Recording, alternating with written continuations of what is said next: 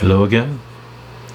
This is Satan's Trilogy, Book 1, and I will be reading number 40.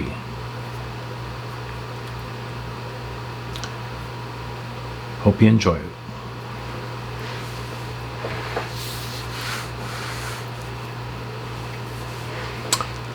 Looking ahead, Mary realized she could reach the man as the line turned into the exit.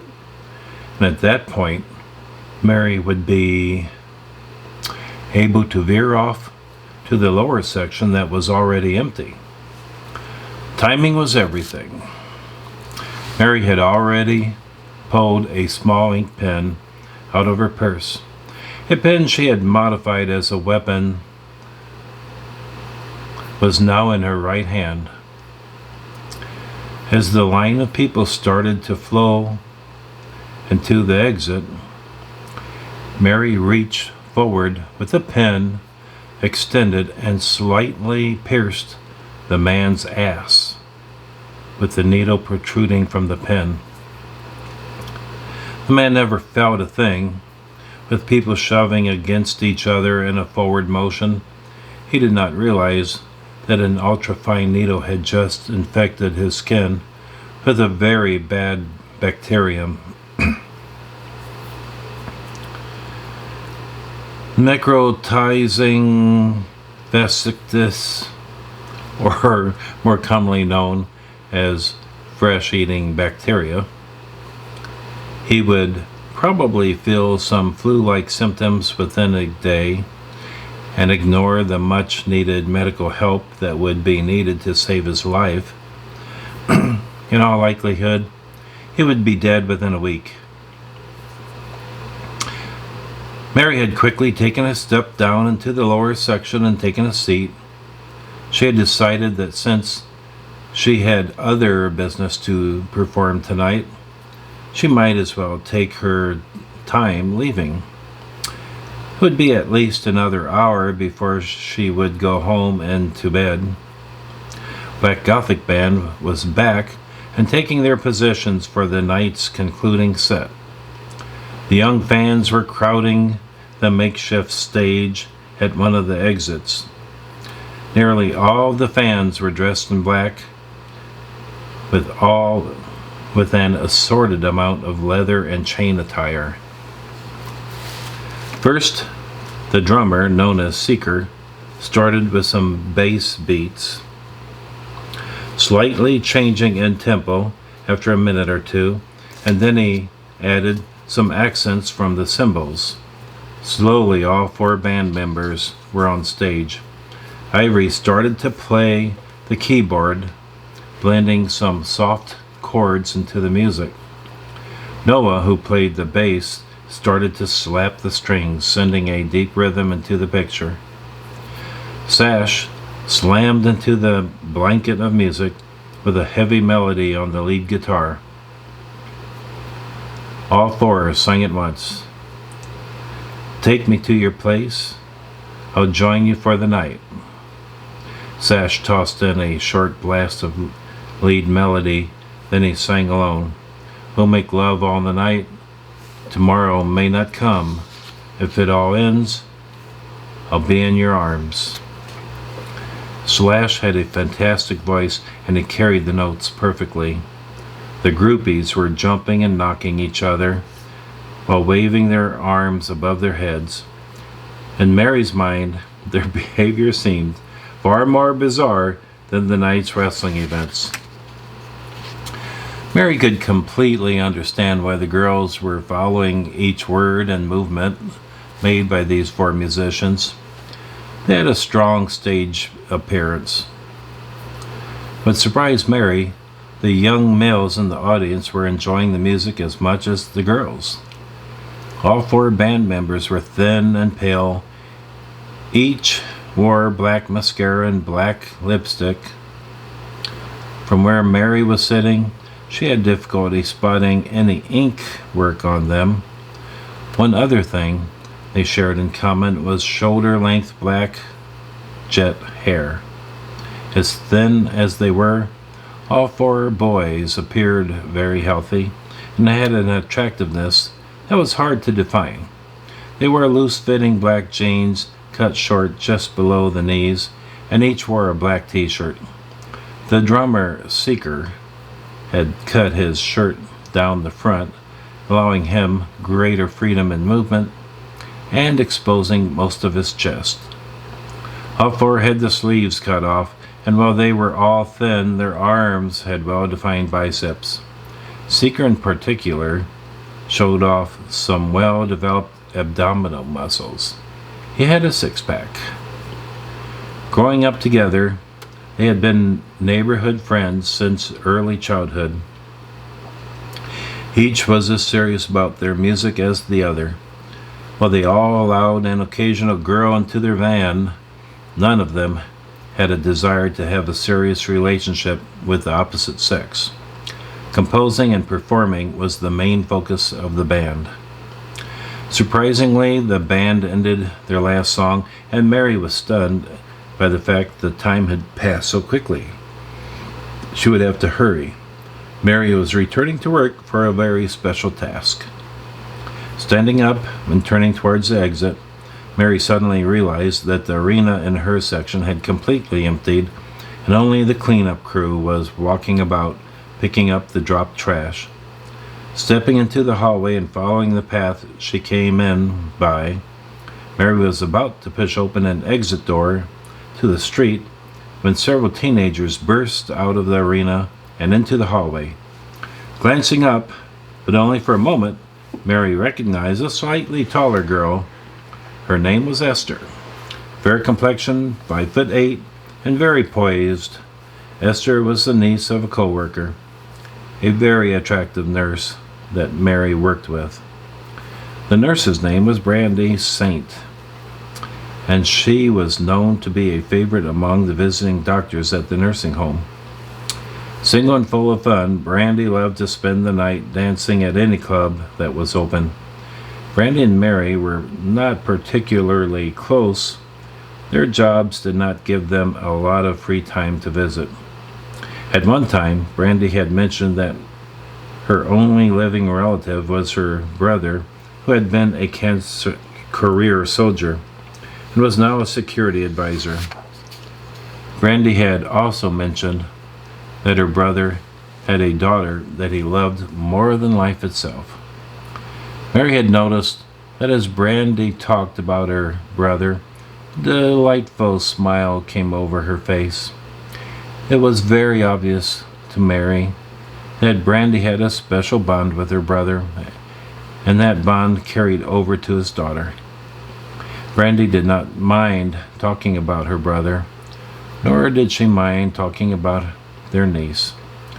Brandy would most likely have opened up to Mary had they been able to spend more time together. Like Mary, Brandy was responsible for medicating and monitoring an entire wing of the nursing home. Their work kept them busy, and so conversation between the two of them were usually kept short. Esther had arrived unexpected and unannounced last Friday. She came straight to the nursing home from the airport. Exhausted, tired, and hungry, she was looking for her aunt.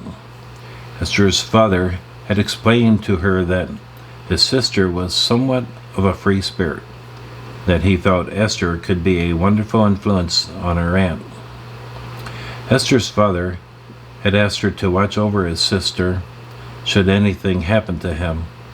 He knew that Esther's qualities and maturity would see her through any hardship, but he had always worried about his sister.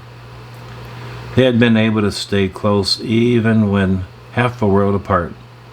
Esther would never discuss her dad's wishes. She understood that some conversations should remain private. The day Mary and Esther met was memorable. Esther had quickly warmed to Mary, realizing that they could be good friends. After a half hour together, Esther shared with Mary her wishes to live with her aunt and that her father was dead.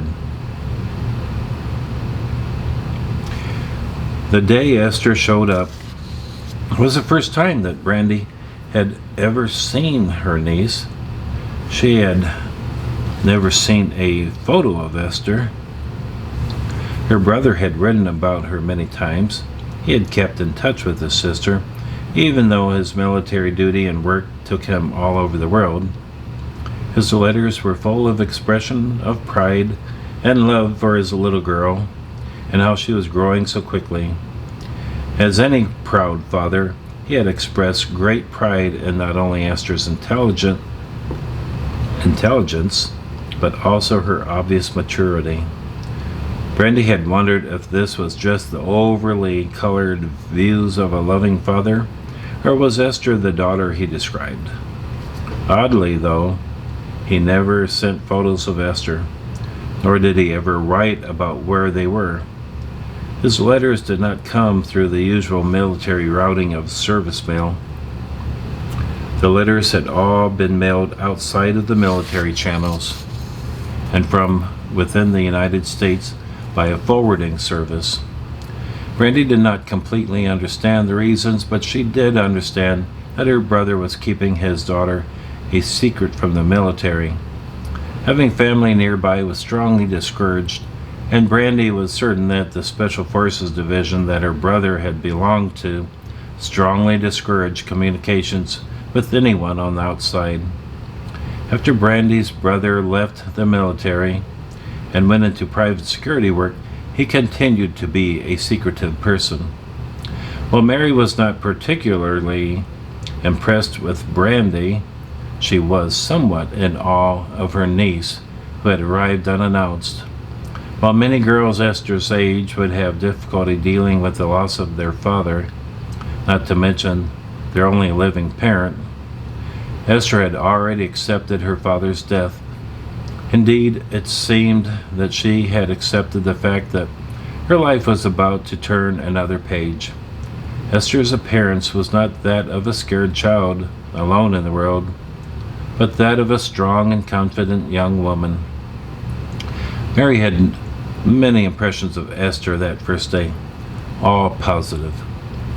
Esther had placed herself in a dangerous situation when she first arrived at the nursing home. While waiting in the lobby for her aunt to return from lunch, a suicidal man brandished a gun wildly in the lobby. Esther had managed to take his gun and calm him down, all in a matter of seconds. The police took him away for observation, but were unable to charge him since the gun disappeared. Esther told police the man had been holding a Bible. Before leaving with her aunt, Esther had asked Mary to send a lawyer to the police station to help the man. Esther promised that she would pay for the cost. Mary felt confident that Esther's word was good as gold, and it was. After the little skirmish, Mary had walked up to Esther, introduced herself, and asked if she could help her. Esther explained that she was waiting for her aunt, Brandy Saint. Mary knew that Brandy always went out for lunch, so she kept Esther company while she waited for her aunt's return. Mary was very impressed with how Esther had stood tall and looked her straight in the eyes while talking to her. Esther's father had obviously not been exaggerating when he expressed what a special young woman she was. Mary instantly thought back to last Friday when she first saw Esther. She looked amazingly refreshed for someone that had traveled halfway across the world. She was wearing long cream-colored cotton slacks and a matching long-sleeve cotton blouse. Nothing extravagant, but the jacket she wore was a beautiful tailored white linen with a narrow lapel and a yellow silk lining. The jacket had a single large ivory button.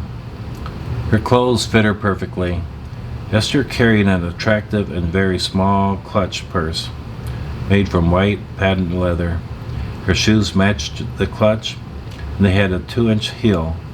Esther had decided to travel with only one small piece of carry-on luggage, The carry-on bag had been sitting to her side, yellow patent leather with golden accent pieces of hardware. The bag would have to supply Esther with her needs till the rest of her luggage arrived by special courier. What a stark contrast to how she looked tonight, wearing solid black leather wraparound skirt with black net stockings, which were torn in several places.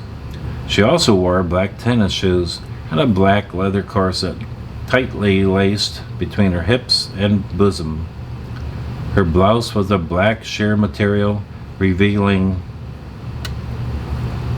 her tightly laced corset.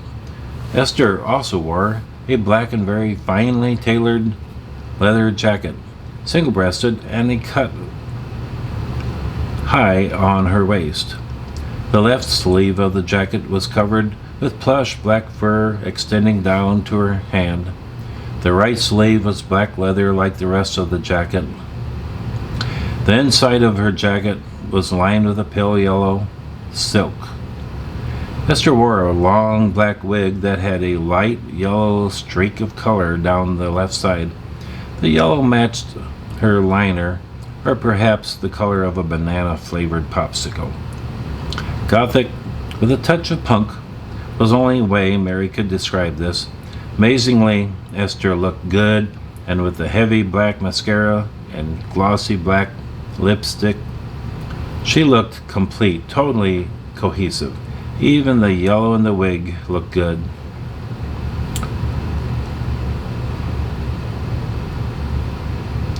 Partly due to the necklace she was wearing, a tight yellow diamond choker that tied the whole ensemble together.